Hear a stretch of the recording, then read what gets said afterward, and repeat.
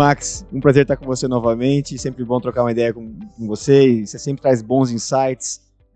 E eu queria começar com seus insights, com as suas visões de como é que a gente começou o ano, como começou o ano para vocês e para onde é que a gente vai caminhar. Tá difícil ficar otimista, na verdade. A gente começou o ano, eu diria, muito mal. E a gente está indo cada vez pior. Quer dizer, a gente como país, não HSI necessariamente. A gente tem um governo, quer dizer, que já na formação no Ministério superou as expectativas negativas de todo mundo, com um Ministério muito pouco técnico, muito ruim, e estão entregando o que eu esperava desse tipo de gente. Quer dizer, os caras não têm nenhum compromisso com regras básicas da economia. Então, a gente escuta um monte de maluquice.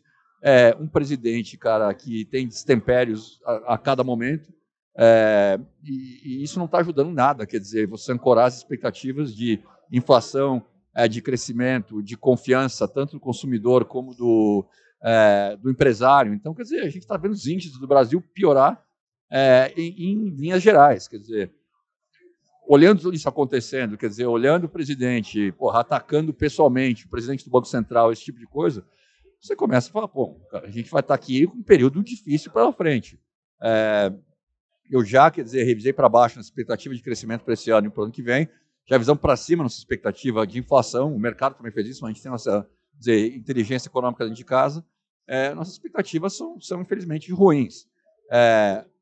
Quanto tempo vai durar esse cenário? Eu ainda não sei, quer dizer, as coisas vão começar a piorar rápido, estão piorando rápido. Esse pessoal vai aprender a mudar de rumo ou eles vão partir para um Dilma, quer dizer, um populismo total até a corda esticar de vez. Está muito cedo para dizer. Quanto a gente, quer dizer, o nosso portfólio existente está indo bem. A economia vem desacelerando, mas as coisas ainda estão indo bem. Do ponto de vista de novos investimentos, a gente está um pouco mais em compasso de espera. Eu quero esperar e entender bem qual é o nível de risco que eu estou tomando para poder precificar esse risco e começar a investir novamente.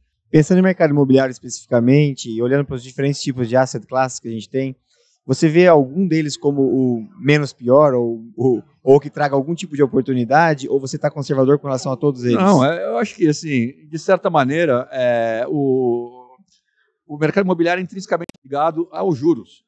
Todas as classes de ativos, não tem nenhuma que não é. E a crescimento econômico, são essas dois grandes drivers do mercado imobiliário, quer dizer, custo de capital e crescimento econômico. A gente tem um custo de capital alto, que vai permanecer alto, então isso prejudica, quer dizer, você querer desenvolver alguma coisa, você tem que desenvolver num yield muito alto, quer dizer, fica difícil. Você não tem crescimento, então a demanda em linhas gerais está mais baixa para tudo. E em alguns setores, especificamente, você pega o residencial, você tem um problema de affordability, quer dizer, com esses juros na altura que está, o cara não tem dinheiro para comprar. Então, você está vendo a família brasileira super endividada, o maior índice de endividamento das famílias da história do Brasil, a taxa de juros na lua, inflação alta, quer dizer, como é que você vai achar que alguma classe de ativo vai bem? Não vai.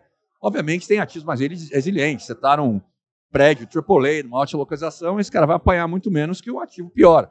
Você está com um galpão maravilhoso, antes do pedágio na Anhanguera, esse cara vai melhor que o cara que está na ponte de Cajamar. Mas, em linhas gerais, quer dizer, não é um mercado favorável para nenhuma classe de ativo. Você entende que existe espaço já, nas condições atuais, para baixar esses juros? Ou você acha que tem que esperar mesmo que o Banco Central está correto? Eu estou 100% de acordo com o Campos Neto. Quer dizer, tecnicamente, você não tem espaço para baixar juros porque você não tem nenhuma indicação de como você vai fazer um controle fiscal do país. Então, você tem hoje um déficit recorde, a gente está com um déficit de 230 bi para o ano projetado, e você tem um governo que fala em gastar mais. Quer dizer, você fala em gastar mais, você fala, se esses caras gastarem mais que esse ano, a trajetória da dívida do Brasil é insustentável, o país vai quebrar. Então, quer dizer, o cara tem que trazer todo mundo de volta para a realidade. Tem que baixar a inflação, tem que dar o recado para o governo e falar, pessoal, não dá, vocês têm que repensar o que vocês estão fazendo. Você tem um presidente, cara, com falas malucas, dizendo que os economistas não entendem nada, a gente tem que repensar como olhar a economia. Os livros de economia não sabem falar nada certo. Quer dizer, é um troço assim, uma situação meio surreal, na verdade. Então, quer dizer, o Banco Central está tentando fazer o papel dele, que é manter o valor da moeda, mas você tem um fiscal jogando contra gigante. Quer dizer, é o braço esquerdo não conversando com o braço direito. Isso é muito ruim para o país. O país está céfalo, na verdade. E você que está sempre em contato direto com os grandes investidores internacionais, que você capta muito dinheiro lá fora, sempre historicamente é um dos que mas sempre fez isso com muito sucesso. Como é explicar o Brasil para esse pessoal hoje em dia? Você tem conseguido dialogar com eles e dizer, vem comigo que vai dar certo, vai ficar tudo bem? O negócio é explicar o inexplicável, né? Não dá para explicar o Brasil. Quer dizer, eu acho que um pouco da nossa conversa com investidores, falar para o pessoal, cara, o Brasil está passando por um momento complicado, esse é o Brasil, você não está investindo necessariamente no Brasil, você está investindo no gestor.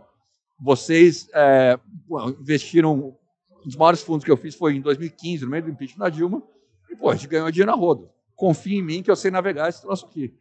Então, se a gente tiver um aprofundamento da crise, que está no começo, na verdade a gente vai ter, mas se tiver realmente uma crise profunda, eu acho que gera inúmeras oportunidades de ganhar dinheiro. Então, eu acho que o discurso é um pouco esse. Agora, ninguém está olhando para o Brasil agora, tá? Porque efetivamente o país está complicado e os grandes investidores globais estão com problemas nos mercados deles. Então, os europeus têm os problemas deles, os americanos os deles. Então, você tem aí uma tendência dos investidores a ficar em casa. O americano vai olhar mais para o mercado americano, o europeu mais para o europeu, e a gente é mais periférico, vai ter muito menos dinheiro vindo para cá.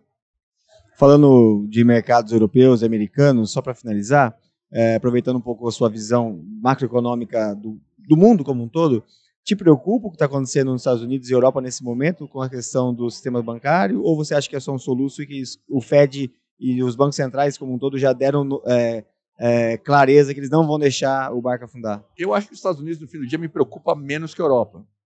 Os Estados Unidos têm, por natureza, uma economia muito mais dinâmica, as coisas rodam mais rápido. Se o cara tem que quebrar, ele quebra, já aparece um outro de distress, compra, reinventa e vai tocando. Obviamente, se tem um problema grande de descasamento de asset liability matching nos Estados Unidos, quer dizer, cara com ativo de longo prazo em pré, nunca tinha visto juro alto, está vendo juro alto agora, está sofrendo. Mas eu não enxergo, quer dizer, uma implosão americana, e eu acho que o Fed vai fazer o que precisa fazer para resolver. No caso da Europa, você tem um problema diferente, quer dizer, você tem uma crise soberana e não uma crise localizada, bancária.